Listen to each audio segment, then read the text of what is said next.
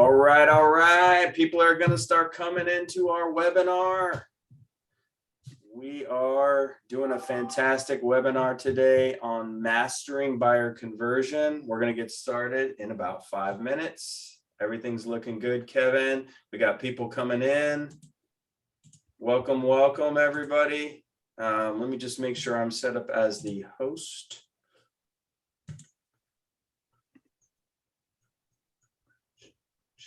All right, why does it have my name on there twice? I don't know, but you are set up as host and we're recording, so you're good. All right on. If you want to drop off, and hopefully it'll keep going without you. Yeah, it will, because I switched it to you, so we're good to go. And talk to you soon, buddy. Yep, thanks. All right. Will there be a replay? Yes, we will be recording this, guys. So give it a few more minutes here, everybody. We're going to give it a few more minutes. Let everybody come. Today we are talking about mastering buyer conversion. I'm going to teach you guys how my team converts 95% of the people we meet with. All right. Hang in there, guys.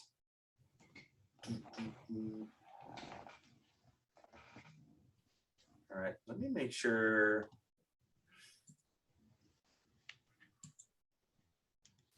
What happens if I stop the video, start the video? Okay.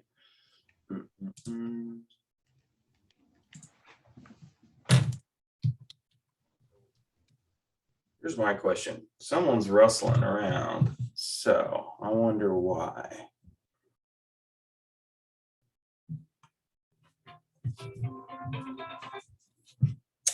Okay.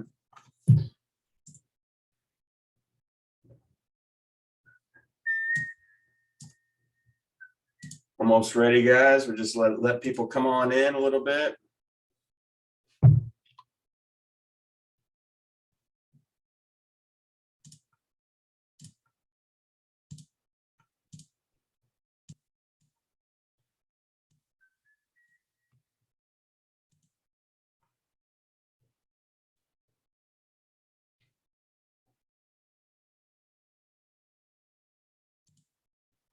All right, guys, in the chat, if you can see my mouse moving and you can see my team logo, please somebody say yes. That would really help me. I just want to make sure the webinar is working. We're going to give it a couple more minutes. Yes, all right. So we're just going to give it a couple more minutes where this webinar is going to start in 3 minutes. We are going to talk about how my team converts 95% of the buyers we meet with. A lot of them are strangers, not just warm referrals. All right. You see logo, no mouse. Okay. You guys don't see the black border, right? It's a full screen, the whole nine, right? Okay, all good now. Perfect. All right, couple more minutes. We should have some music, right? Some like entry music. That's on me. Next time we're gonna do the music. So yeah, we tinkered with the main way that I generated business for years and years was open houses, and we tinkered. And so this system I'm about to show you guys can be used very successfully with open houses or anything else, frankly. All our leads or even our referrals love it. You know, we teach them. It's very education based. All right, so we've got pretty good crowd in the room right now. Give it a few more minutes. Give it some warm-up music.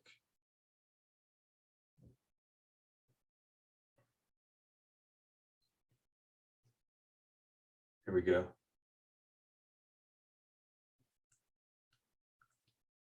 A few more minutes, we're gonna get started. You gotta get some beautiful background music going, you know what I mean? All right, we're at 23. Who's got high energy today besides me? Can someone say me? If you got, come on. Get some energy, people. Let's go. High energy, come on. Let's go. Let's go, people. I know what you're doing. You're back there on Facebook. You're not even listening to me. Who's listening to me? Let's go. We're going to learn some stuff today. This is not boring. You guys better be ready to learn. Let's go, let's go, let's go, let's go. One more minute, we're gonna start. Tell me where you're from. Put your city name. Put your city name. Where are you guys at? Where are you guys at? Come on, where are you guys at? Colorado, Austin, Utah, Delaware, Willis, Texas, Bay Area, New York, Scottsdale, Houston, Las Vegas. Where else? Where else? Where else? Where are you guys at?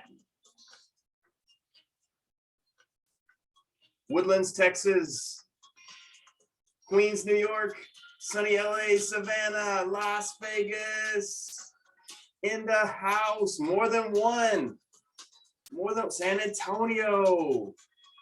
I grew up in Austin myself, not too far from there. I'm in Seattle now. Let's go, man. 38 people in the room. 38 people in the room. Bandera, Texas. Steve Z in Arizona. I like your last name, Steve. I know who your brother is. Tucson. Best time of year, June or July, man. It's like heaven here in Seattle. It's beautiful. Feels like California here, like 3 months out of the year. And then it rains. I personally don't mind the rain myself. All right, we're up to 42. Should we give it one more minute? Let's go. I taught this class to 115 one time, about a month or two ago. 43. All right, now here's what I want. I want to know who has been in the business under 2 years. Say me. There's no shame in this, man. Two, say me, under 2 years, saying I'm gonna make it. I'm gonna make it in this business. I'm not gonna get washed out, man. I'm gonna make it. I'm gonna kill it, right? I'm not gonna be a stat driving Uber. We're doing this, man. I'm gonna sell some houses. That's right, Rob Filler. All right. Now, tell me if you've been in business from 2 years to 10 years. 2 years to 10 years, man. These are people who know some stuff, but they're here to learn. They're like, man, there's never too late to learn new tricks. Look at all these people. It's never too late to learn new tricks. All right, who's been in real estate for more than 10 years? I'm in my 8th year. So, you know, some of you people are a little saltier, a little more. 20 years. That's what I'm talking about. Yes, selling AZ since 1999, 22 years, salty baby, 21 years, still learning. That's my kind of people. We're going to get started right now with all my learning, my people who came to learn. Now, listen, this is my disclaimer. This is just how I do it. It's not right. It's not wrong. I consider myself a chef. I like to bake my brownies. You know, I like my flour and my cocoa and my sugar, a little sprinkles on top. But listen, everybody does it differently. So, you know, take what you want, you know, do it.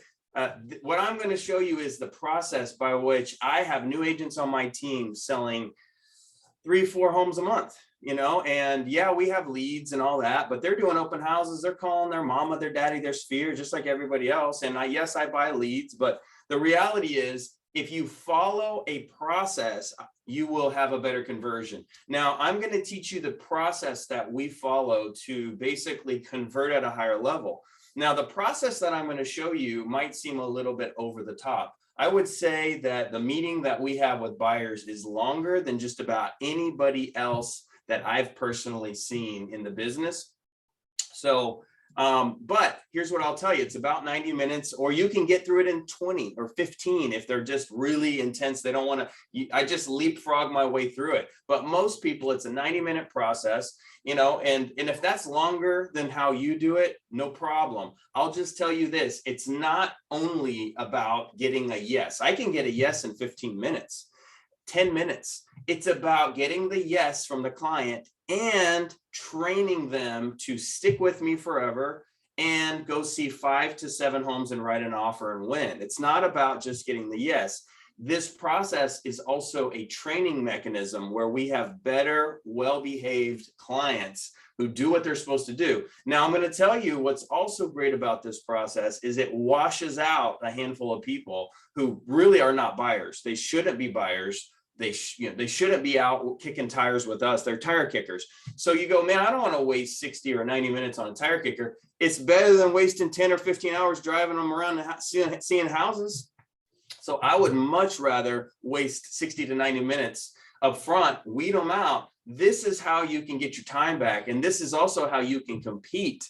Most people are like, oh, I'm an agent, let's go look at some houses. Like that's normal. You need to, don't be normal, be different. This is how we're going to be different, guys. All right. And again, this is my opinion, my brownie recipe. If you guys have your own thing, I'm not being judgmental. This is just how I have found great success. Last year, I sold 56 homes for 49 million, and I do well. I make a lot of money. And this is a luxury, sort of luxury, higher end. Average price point this year is probably 1.3, 1.4. So we're running a pretty high price point, and I get yeses, man. And I think this works anywhere as well. So, all right, so let's roll. All right, mastering buyer conversion. All right, a little bit about me. I'm number 3 agent in Washington for eXp Realty. We're a very large brokerage. I'm number 3 in the state of Washington. I'm going for number 1 this year. 2-time Icon agent. That's the highest award that our brokerage gives. Over 7 years in real estate, closed 49 million last year, pacing for 75 million this year, 10 full-time employees. This is my team currently. We run a salary plus bonus model, which I think is kind of cool. I'm the listing agent, and then we have 3 buyers agents. I've got an ISA department in the Philippines, very affordable and very effective. I've got 2 Americans who are licensed in the state of Washington who do paperwork for me. And then I've got 3 more overseas people who help with admin. So we're very heavy on virtual help, and I think they're fantastic. This is where my team is going. Not that it really matters, but we have a big team model we're pushing for, and there's some opportunity in that regard. All right, so how to make working with buyers easier. So our team leads all buyers to a formal buyer consultation. This leads to a 95% conversion ratio. Some people do an informal consultation at each showing, adding knowledge as they go. That's fine. My friend Dan Beer out in California does that. That's cool, no big deal. They go show a house, and then they're sitting in the driveway or standing in the driveway, and they'll teach a little bit in the next house. What I found is having it on a PowerPoint, it makes it plug and play. Any new agent or seasoned agent can just read the slides and look like a genius. And you never forget anything either. So this is just my opinion. All right, so I prefer to set a Zoom meeting. People tend to show up more often. For years and years and years, I would drag them back to the office. No problem, that's still good to do. But I would just say that once I went Zoom because of it caused my conversion to go up. That was a pleasant surprise that, hey, if they can just do it in their jammies, they will stop pretending like they got stuck in traffic, right? Be sure to send a calendar invite and confirm the night before and the morning of via text. So lots and lots of confirmations. So the reason why this works is because you can display your expertise. You can create a like-trust relationship. It sets good expectations, and it establishes an exclusive relationship. I do not make anyone sign anything. I used to back in the day, and it worked quite well, by the way. These days, I get to the end of all this, and I put my hand down, and they say, are we good? We're working together exclusively, right? And I make them do an air handshake, and then we mail them brownies and a card. So it's like, I gave you something, you can't cheat on me. All right, so here are all of the reasons. These are the different so when you're working with a buyer or a seller, frankly, but especially buyer, these are all the things that are going through their heads. And this is why they don't want to work with you. And if you can get ahead of it, basically say it before they say it, then they don't say it. And then they just say yes to you. So how do you get a yes? You have to get a yes by overcoming objections. Well, what if you never even get the objections? What if they don't even say the objection because you already answered it? That's what this presentation does. So I don't want to be rushed. So we usually just get that ahead of time. We're just going to tell them, I'm not going to rush you. I'll get pre-approved when I find the right house. We get ahead of that one. We let them know you're not going to get a house without pre-approval, or even better yet, fully underwritten, a more thorough underwriting process. I'll work with the builder directly. Great. You're not going to save any money. Why don't you have some representation? So these are all the things we deal with. I have a different agent in that part of town. Why do you want that? One agent, one place. We know what you want. This is a great home, but let's look at more. We use the scale of 1 to 7 system. And then if we get close to a 6, hey man, no house is perfect. Let's write it up. I don't want to commit to working with you, but wait. This is a typo. I don't want to commit to working with you because we're not sure we'll buy and don't want to waste your time. This should say because. So I don't want to commit to working with you today, Adam, because we're not 100% sure we're going to buy, and I don't want to waste your time. That's fair, but I usually get them. I don't want to pay your buyer's agent. Hey, guess what? You're not paying me. I mean, you are. It's all wrapped in. But can I leave? Can I have a rebate or discount? All right. We can't really discuss that publicly, for the legal reasons, but you can do that, not do that. That's your choice. All right. I chose a different agent who knows the market better, who has heard some of these reasons why they didn't choose you. This is a reason. So we make sure we put some market data in the front. I went with a more experienced agent. My agents don't get that, even if they're brand new. I chose an online lender with low rates. Well, we have a slide on lenders and why rates are not the number one thing you should be looking at. I thought the seller paid my closing costs. What are you talking about? This is a seller's market. I don't want to get involved in a bidding war. Well, then you're not going to buy a house. So we get all that out of the way. You're showing me the wrong kind of homes. We never hear that because we deal with it, and I'll show you how. We're going to take a break. I already get ahead of that one too. I already warned them if they don't get with the program ahead of time, they're going to take a break. I literally warned them about that. After inspection, will the seller remodel the kitchen? I know that sounds kind of ridiculous, but I literally lost a deal over that. So all of these ones I've heard before. It's like, dude, no one's going to remodel your kitchen, bro. That's your deal. All right. So this process weeds out the dreamers and the low motivated buyers, trains your buyers to get financing early from good lenders, trains your buyers to tour on the first day, trains your buyers to be decisive, trains your buyers which contingencies they will likely need to waive to compete and when. Compete as a typo. Train your buyers which neighborhoods they can and can't afford so you can avoid driving in circles. Man, train your buyers to work with you exclusively. All right, so I'm going to show you every slide on my deck. Now, here's the caveat. I'm not going to give it to you. If you email me and beg me for this, I don't sell it. I don't give it. This is not a recruiting call. Stay at wherever you are. Stay at your brokerage. I don't care. This is a value add. The only people who get this are those people who join us at EXP under me, but this is not a recruiting call. Stay where you're at. I want you can have this recording. Go build your own deck. I'm not hiding anything from you. It's just, I have 80 hours into this, so please don't beg. But you can make your own. Just go into PowerPoint and you can copy everything. All right.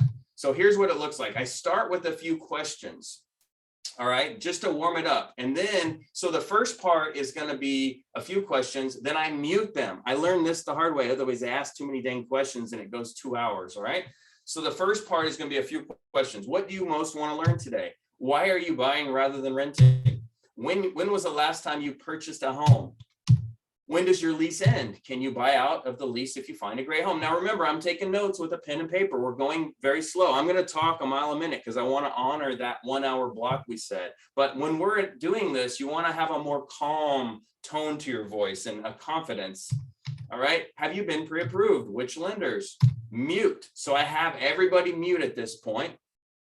And then what I tell them is, guys, the next piece is going to be about the market and the process and how to win in multiple offers and schools, all kind of nerdy stuff. And then I'm going to unmute. I promise I will answer all your questions. Just write them down and I will answer everything. And then that way we don't waste your time. All right. And they usually are cool with that. All right. I'm going to open my window, some fresh air. All right.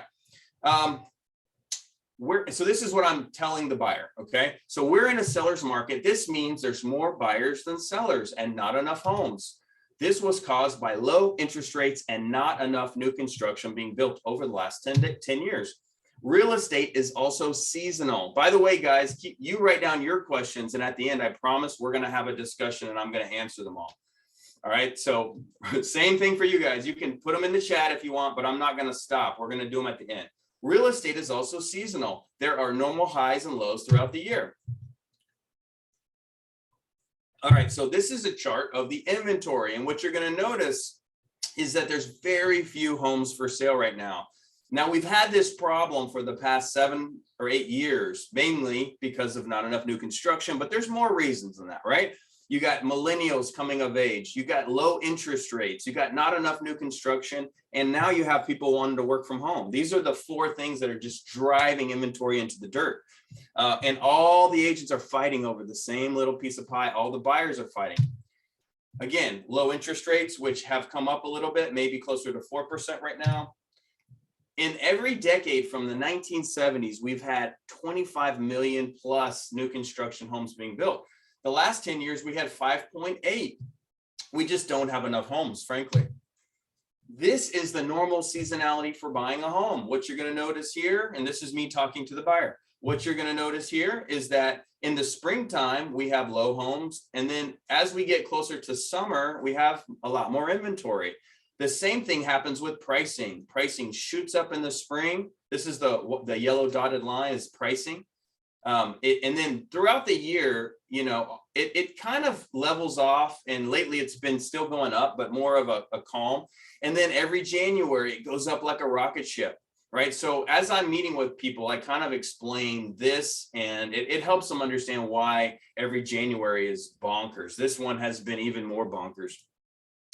All right, now we're going to switch. We're going to talk about the buying process. So I'm not going to read every word on this slide, but the bottom line is you got level 1 where they really haven't done anything but maybe talk to a lender. Level 2, they've got a pre-approval. It's just an automated dealie.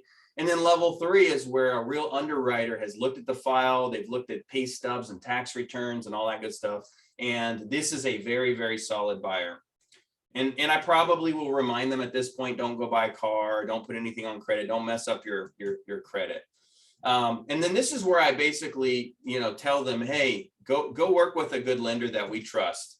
And a lender can get your offer accepted or lost. And in our area, I don't know about your area, but we're waiving the financing contingency every single time, releasing 10% earnest money, non-refundable. So if the lender closes 1 day late, our buyers are toast. So we can honestly say a lender can lose your earnest money if they close late. Now, your area might not be this hot. Our area is ridiculous. So we talk about our tier 1 preferred lenders, our tier 2 large banks, and maybe our tier 3 online lenders, and just kind of help them understand that.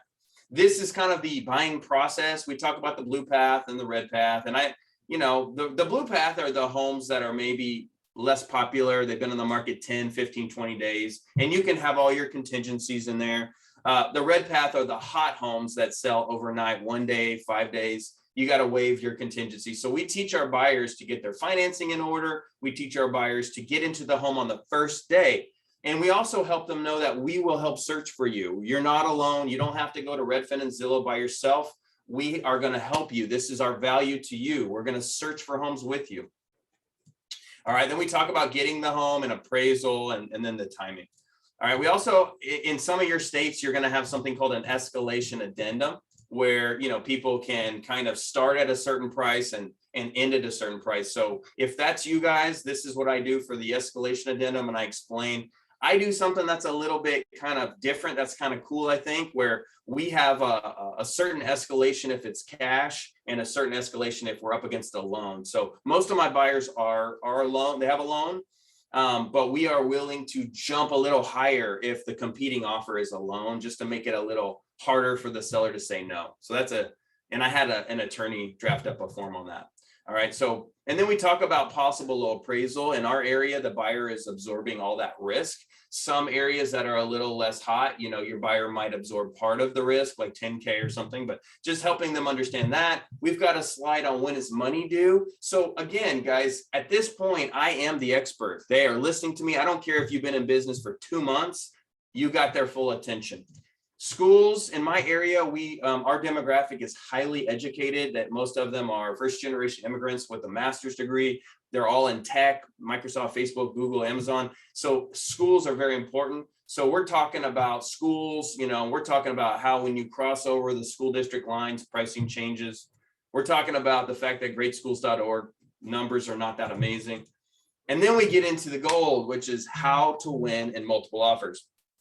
So this would work for any state, the first slide. The second slide is more Washington based. So obviously price, everybody knows that.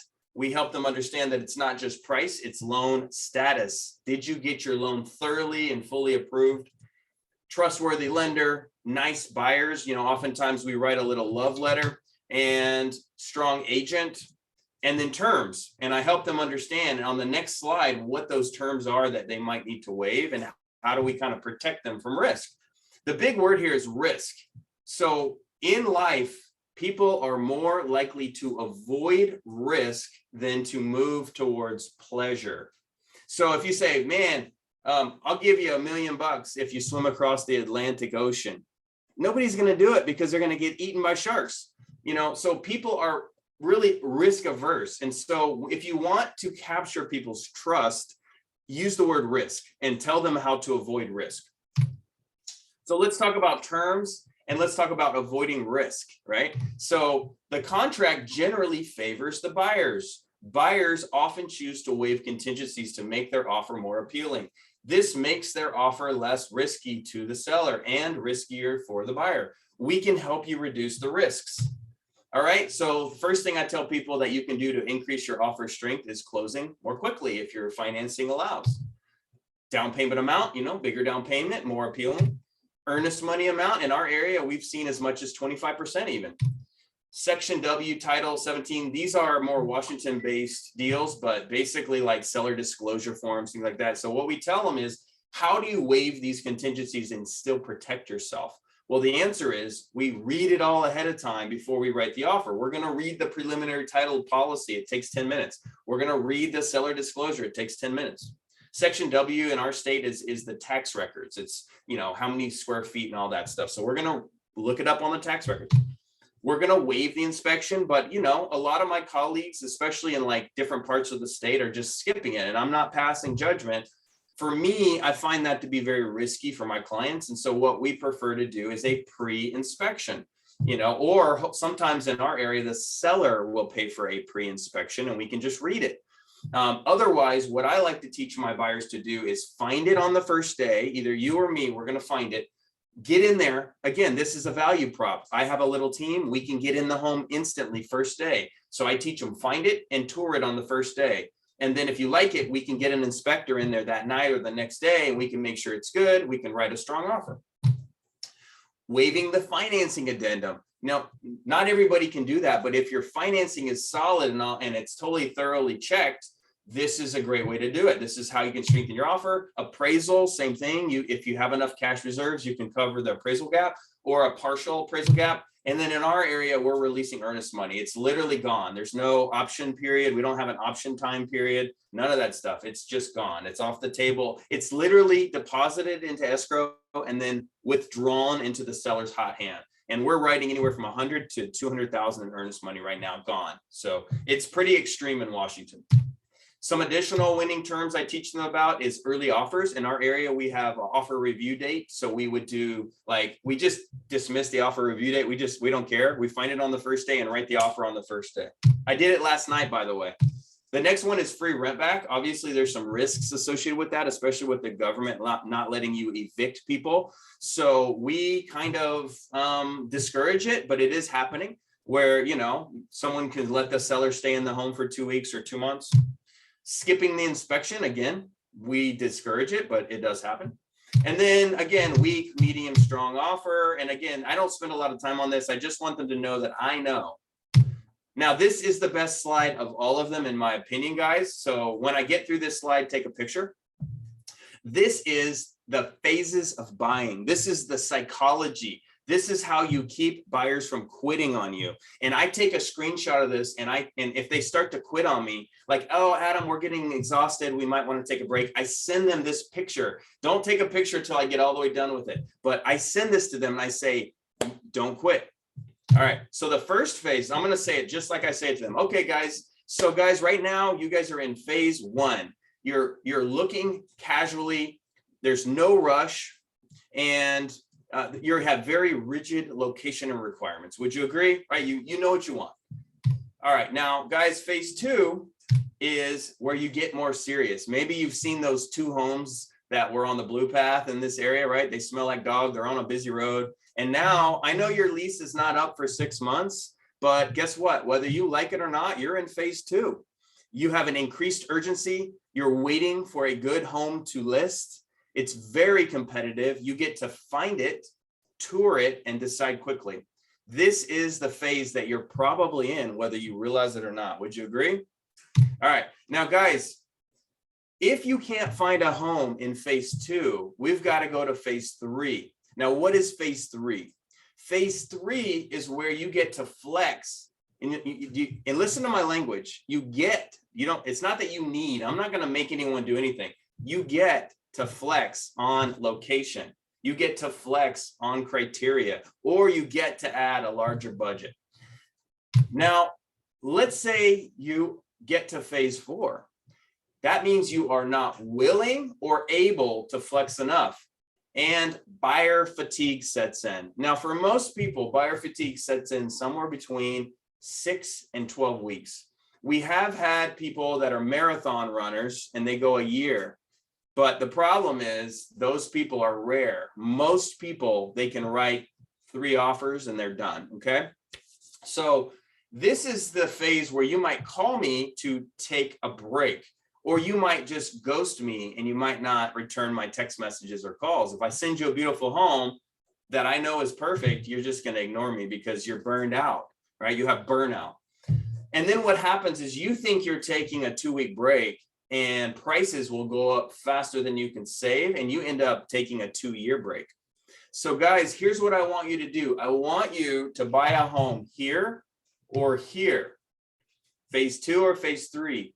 And if one of you, husband, wife, or husband, whatever, one of you decides that you're starting to get worn out, the other one supports each other. You guys one of you is going to be a sprinter and one of you is going to be a marathon runner. And I want you guys to remember, we're not going to phase 4. We're not going to quit. We're not going to quit. All right. So everybody can take a picture of this slide if you want. And this slide has made me hundreds of thousands of dollars. This slide. I want someone to comment right now if this is an aha.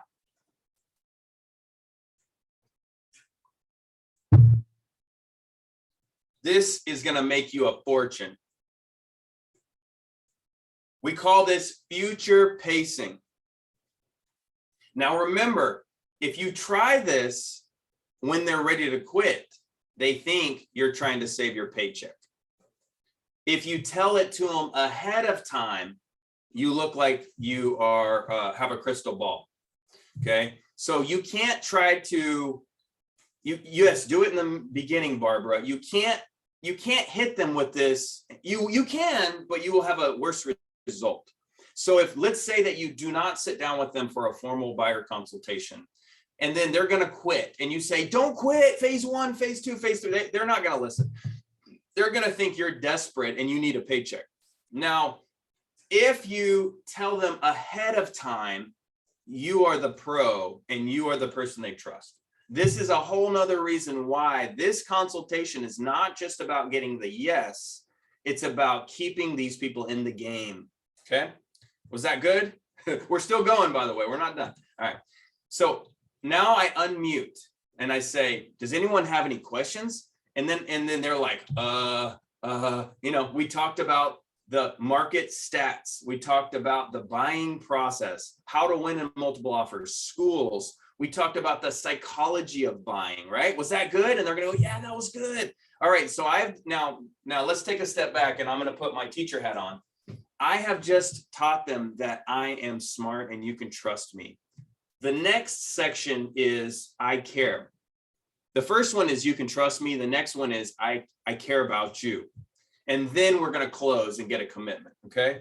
And I've tried it both ways. I've mixed this whole thing around so many ways like a Rubik's Cube, and this works the best, I think.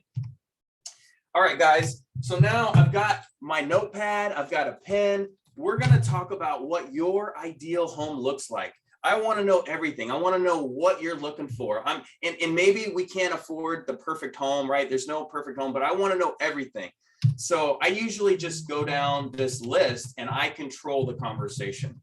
So location, how many minutes from work? Do you guys drive to work? Do you work from home? And the reason I lead with this question is because most people don't want to go more than about 30, 45 minutes from work. And if they don't have a lot of money, they'll do an hour and 15. But honestly, more than that, and life starts to really get painful at home. So I pretty much, if they tell me where they work and if they have to commute, I have a map in my head of where I can show them houses. One question I know: specific schools. Are you open to a home versus condo townhome? New versus resale?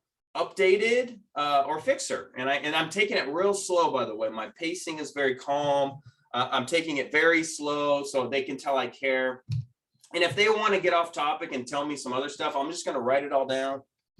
Bedrooms and bathrooms, direction in our area. Some people, for whatever reason, want a home to face a certain direction.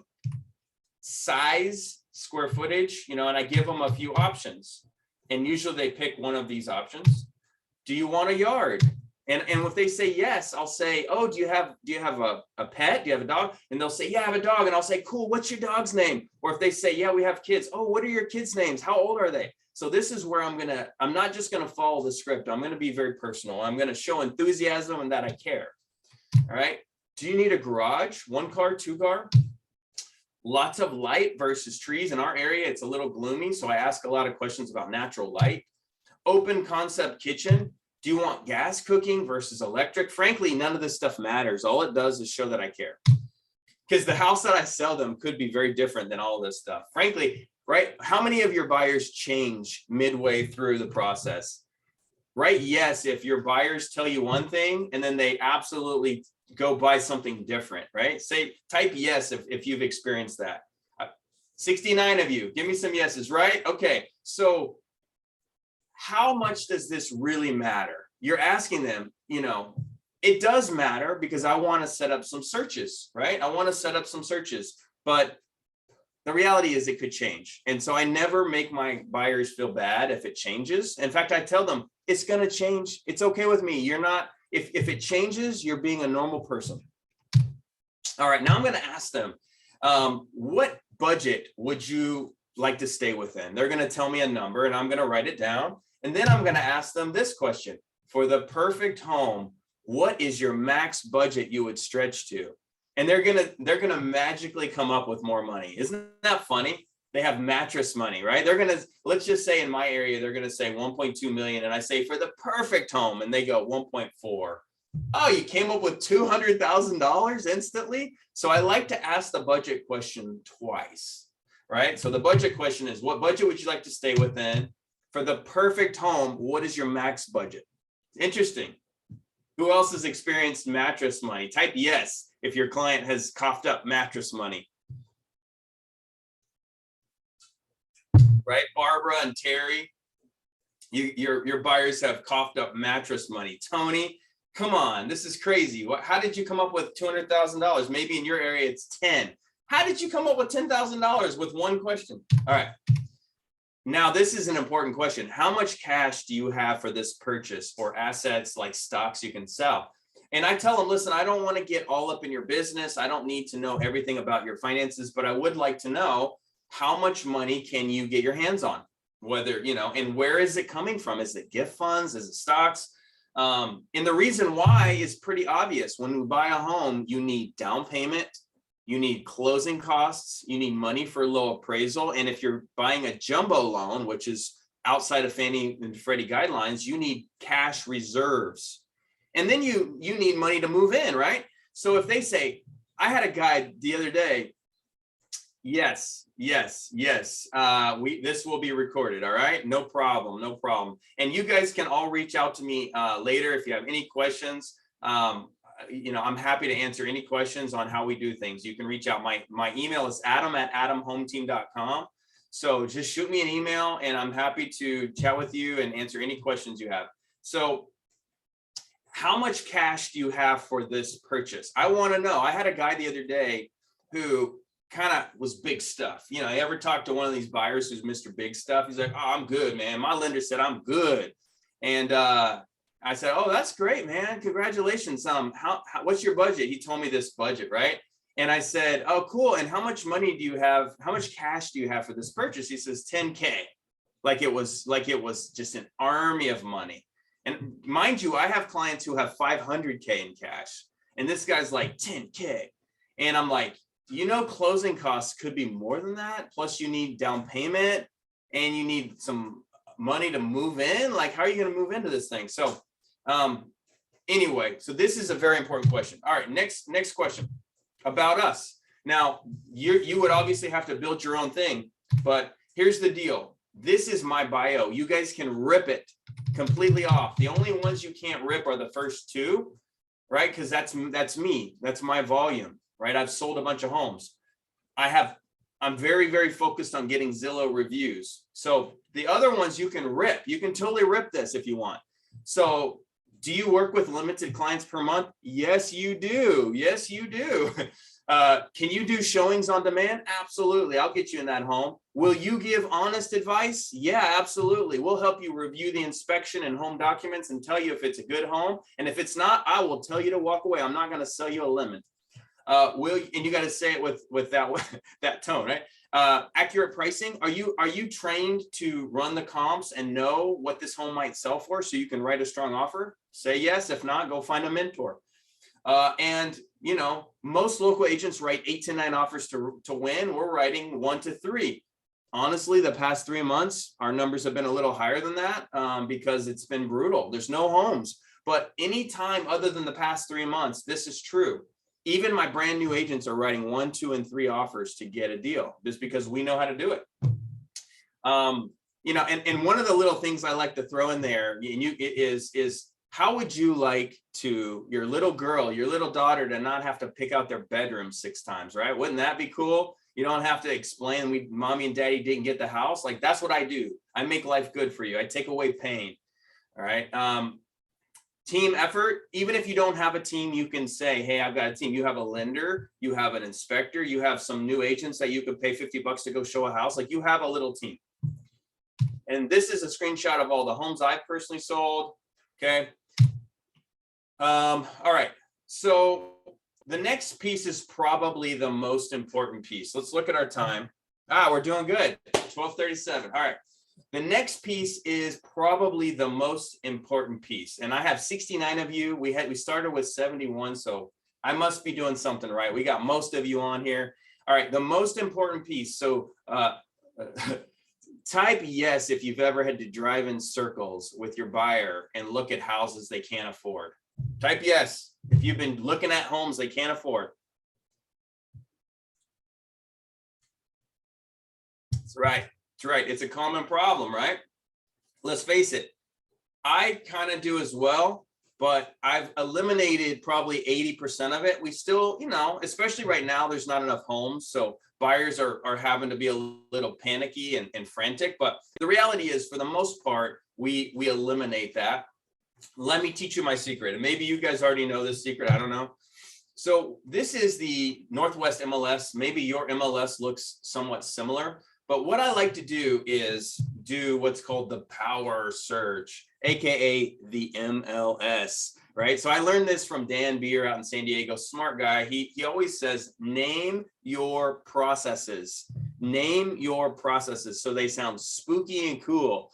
So, hey, I know you have Zillow, I know you have Redfin, but you don't have the power search. I'm telling you, we need to get together for a few minutes on Zoom, because I will show you neighborhoods and areas that you've never seen on Zillow and Redfin, because I've got the power search, right? And it's the MLS, okay? All right, so by doing the power search with them, what I do is basically tell them that they can't afford something without telling them. How many of you guys have told somebody, if they say, I want a 2021 home, you know, that's 3,000 square feet for this price, and you say that's not possible? How many of you have had to say those words to somebody, like, what you want is not possible? Type yes if you've had to tell someone it's not possible. Now here's the problem. I've lost clients over this. I have lost clients because I stood in the way of their dream. They told me that, say, you don't believe in us. You don't believe that. And I was like, what are you talking about? It's not me, like, right? So I like to show them instead of tell them. Instead of saying no, remember, we're doing the whole thing where we're writing down, how many beds and how many baths and what's your budget. I don't say that's crazy. I never say that's crazy unless it's like, it has to be pretty bonkers. I just smile and nod, and then I say, well, let's plug it into the power search. All right, so here's how it works. Let's pretend that our buyer that we're meeting with, I really hope there's a replay. We charge 50 cents for the replay. Just kidding. All right, so we're going into the power search tool with it. Now remember, we're on Zoom, we're sharing the screen. You can do it in person as well. It works better on Zoom in my opinion. All right, so we're on here and let's pretend that the buyer wants to spend $800 to $1,000. 800 to 1,000, that's not it. 800 to $1 million. You can't buy a house for $1,000. All right, 800 to $1 million, right? That's the budget. In my area, that's nothing. I'm sorry, you can't buy a cardboard box for that. And they want 3+ beds. They want 2,000+ square feet, and it has to be newer, right? I don't want some old piece of junk. And I'm just smiling. I'm thinking, right, whatever. And then what I do over here, guys, is you notice I don't check off the active and the pendings and all that stuff. I only check sold. Sold. That's it. In 30 days. That's it. I don't want to go back 90 or 100 days. 30 days, especially right now, because the pricing is going up like a rocket ship. Okay. So now I show them the map. This is everything. I remind them this is not my sales. I've had people go, Adam, I don't want to see, just your sales. I want to see everybody. I said, this is 25,000 Western Washington real estate agents. This is everybody. And you said you wanted to be right here. So here's what gets to happen. Remember, don't use the word need. Here's what gets to happen. You get to make some choices here. So what would you like to do? Let's make some changes. You can either drive. This is about, an hour drive, and you can have everything you want in life. Would you be okay with driving? No. Okay. Well, what should we change? And I go back here and I say, what would we change? Would you like to spend more money? No. Okay. Can we go a little smaller? No. Okay. How about year built? Yeah, let's try year built. All right. So we come back over here and we're going to get rid of year built. Let's just look at every old house possible. We're going to keep the price the same, the size the same. All right. Okay. Congratulations. We have a few dots that popped up on the screen. And then I click on the dots and I show them the homes, and we look at the kitchen, and it has popcorn ceiling. The kitchen's green, it's an old house in our area. And then we go back and we do it again. Okay, so would you like to spend more money, or would you like to go smaller? And then we go back and forth until we get the dots on the map. And I might look north, I might look south, I might give them like, okay, if you go to these areas, you can have a bigger, better home. And I just give them like a bounce around the map, and I just give them a snapshot as to what is realistic. And then once we get to an area on the map where they can truly afford it, I draw a circle and there's a lot of dots. I'll go in here and I'll change it to active. I'll look and see what is available right now. And this becomes the basis for my search. Within the MLS, I don't know if you know this, but you can go down here and click save. Once the search is perfect, as far as in our state, you can just go click save. You can set it up under their name. We use something called the concierge search. The concierge search on the MLS. We also use our CRM. We use Follow Up Boss and Ylopo. So, but there's, any of your brokerages gives you a CRM and a search. You can set them up on the auto search. We also have them set up on the MLS concierge search. What does that mean? It means that every morning I can go in there and I can look at the homes. It will not send it to them until I see it first. And this is how we have control to be a better, give them more value. So you don't, in my opinion, you don't want to just set it and forget it. You want to be texting them. Hey, did you see this one? Did you see this one? Not only does it keep them engaged with you, but it lets them see that you're working, that you're doing something. All right. So that's the deal. Was that new? Type the word new if that's a concept that you really hadn't processed before. Can you guys see how Can you guys see how this would help you avoid driving in circles? Type yes if you can see how would this help you. And if they're tire kickers, if they say, well, I don't want to change any of this stuff, right? What if they say, I don't want to drive further. I don't want to spend more money. I don't want to go smaller and I don't want to go older. I might offer them a townhome. If they say I don't want a townhome, then I might offer them to be a renter. Right? I might offer them to be a renter. And now, yeah, you might say, Adam, I just invested 60 to 90 minutes. Man, it's going to take you that long to go show 2 houses. You should thank your lucky stars you got to be, in your home on Zoom. All right. Wrapping it up. So has this been helpful, guys? This is not meant to the audience, but obviously you might feel that way. This is meant to the client. So at the end, I know you can type yes. Has this been helpful? So this is how I wrap up my buyer consultation. Okay. So this is my next slide is I'm going to close for commitment. I'm going to close for commitment, right? Can I share with you what I'm looking for in a client? But before I do that, I'm going to say, let's go back to the role play. I'm the buyer's agent and you guys are the buyer.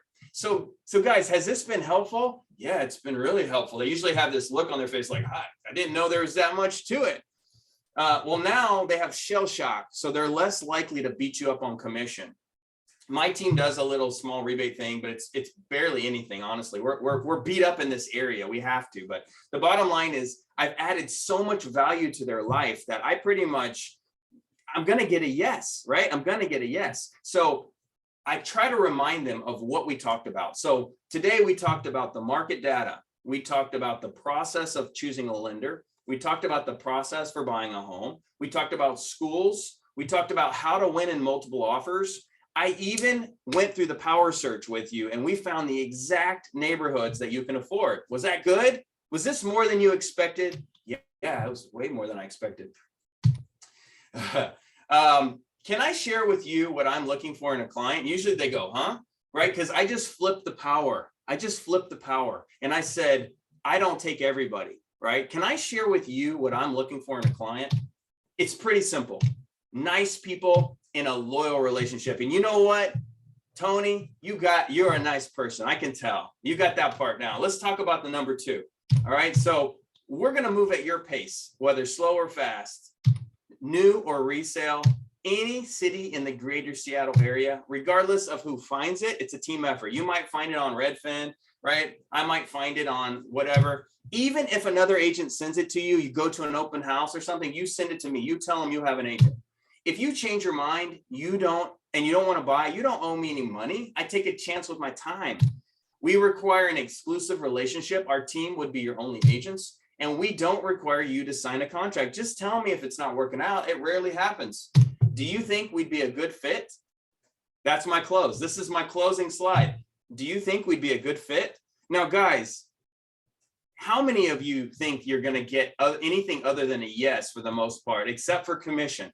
In our area, we get beat up. There's one slide in here that I didn't put because we're not allowed to really talk about it. But we have a very thing that we do. It's not a big deal. But the bottom line is, aside from that one question, why would they say no? Unless it's their brother or something and they're going to lose a family member over it. Why would they say no? You are competent, you're educated, you took time, you care. Why would anyone say no to you? This is now, can you guys see why we get 95% yeses now? Type yes if you understand now. Why does new agents on my team, why does a brand new agent get yeses 95% of the time? And you don't have to memorize anything. You just read the slide. You sound like a genius. All right. And then if they say yes to me, there's one more slide that we do. And this is more of expectations, next steps. What are we going to do next? I ask them for the best physical mailing address. I write it down. I put it in my CRM and we mail them brownies and a card from sendoutcards.com just to kind of seal the deal. You know what I mean? I used to make them sign a buyer agency agreement. Now I don't. I just send them a little gift, some little munchies, right? And, and there's this law of reciprocity. Man, this guy just gave me 90 minutes and he mailed me brownies. I can't cheat on you now, right? we start a WhatsApp thread and text message. So I make sure I get the spouse's text cell number as well, so we can start this thread, and I get the spouse's email as well, so I can send homes to both. We tell them that your next step is to fill out a pre-approval, and I ask them, when can you do it? And I close them. I say, when can you fill out this pre-approval? And I set up 2 searches, one on my CRM and one on the MLS concierge that I am personally looking at myself. And I tell them we're going to wait for a good home. We're going to tour it ASAP, and we're going to schedule the inspection, write the offer, negotiate, and win. By the way, are there any family and friends that would benefit from meeting with me and learning these things? Do you have any referrals you might be able to give me? If not, please do keep me in mind for the future, because we have built our business on referrals. We like WhatsApp. Frankly, WhatsApp is, I run my entire business off of WhatsApp. We have just countless WhatsApp groups. Number one, culturally in our area, our clients are very familiar with it. We have a lot of first generation immigrants in our area that use it, and I frankly love it. It's better than text message. Text messages get deleted at times, and you can send a PDF through WhatsApp. You can send rich documents and images. WhatsApp is far superior than text message. It's just not everybody uses it. But it's nice because once we get the deal, I can add my transaction coordinator to the WhatsApp group, so I don't have to start all over with a new text thread. So yeah, it's fantastic. I love it. All right, guys. So let me stop my screen share and let's do some Q&A. Questions. Tell me, A, did you find this beneficial? And B, what are your questions? We got 9 minutes. Bam, we're killing it, people. Bam, bam, bam. Let's do this thing. All right, what are your questions? Let's see. Good stuff, good stuff. Observations. You have put the work into and trained your agents. Yes. And also, this is scalable, guys. This is scalable. You know, the fact that a new agent can come in and just read these slides is fantastic if you're a team leader. You know, I would say if you're a team leader running a team, why would you not come up with something standardized that will set your agents up for success, right? And also it cuts down on my training time. I also, by the way, record these meetings with my clients, and I let my team watch them so they can see me interacting with real clients, right? I have another deck just like this for sellers that I think is fantastic personally. All right. Do I cover all this in 90 minutes? Yeah, I do actually. I cover all of it in 90 minutes, and that's why we have to mute, Kevin, right? That's why we have to mute, because if I'm sitting here answering questions the whole time, it's going to go a long time. All right. What are the main resources for getting buyers? My favorite is open houses. If you guys want to email me, I'll send you my class. I have a class on how to convert open house people. Like I can close, I don't know, 2 or 3, 4 deals a month from open houses, frankly. So if you want that class, email me, adam@adamhometeam.com. I'll send you open house class. We've taught it here in Next Level Agents, but I'll send that to you as well. And question people may have, how to deal with people who may have hesitancy for pre-approval or may want to go look at houses first. Yeah, so we addressed that question early on. I don't know if you caught that, but early on in the presentation, we have a slide that talks about the importance of getting pre-approved and fully underwritten. The fact that these houses sell so quickly. We talk about the red path and the blue path, and the fact that if you find a good home, you really don't have time to go get your finances. And so you're going to be disappointed. We also want to protect our time, you know, and I just set the expectation up front that we might show you a house or two, but we're not going to go full on until you got your finances dialed in. That's just how it works. So, all right, adam@adamhometeam.com, adam@adamhometeam.com. All right, guys, congrats. I'm glad this was good, and go out there and make it a great day. Any last questions? This is your last chance. Yeah, no, good, go, go, go. All right, guys, I want you to go back. I want you to think about this. Get systematic. Think about this, guys. How can you be the expert? And how can you, this is going to make you smarter anyway. You guys are already smart, but it's going to make you focus. It's going to make you think. Think about it. If you were at an open house and you started talking about this stuff, right? You started talking about the process and how to win a multiple offers and what, isn't that better than most people at an open house? They just, hi, nice to meet you. Oh, nice. Oh, I love your shirt. Like, come on, man. We got to get better than this. We got to get better than this. You know, how do you get better than this at an open house? You drop value, you drop knowledge. You talk about winning in multiple offers. You talk about their little girl not picking out their bedroom 7 times, right? We talk about off-market homes. How do we find secret off-market homes for people? Like, this is how we snatch people from open houses. But I would say we have this deck up on the screen at the open house. We have our little laptop there and we turn it around and we say, has anyone ever taught you this?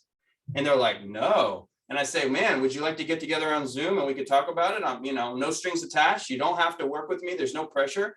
They go, yeah, that sounds great, man. That sounds great. You know, so you want to go close strangers at an open house, build a cool deck and show it to them and say, let's meet, let's do this thing. And by the way, half of sales is energy, guys. Are you, hello, welcome to my open house, right? Like, come on, man. You gotta be the kind of person that people want to work with. High energy, okay? All right, congrats, guys. Thanks for investing in yourself today. It's been a pleasure, and take care.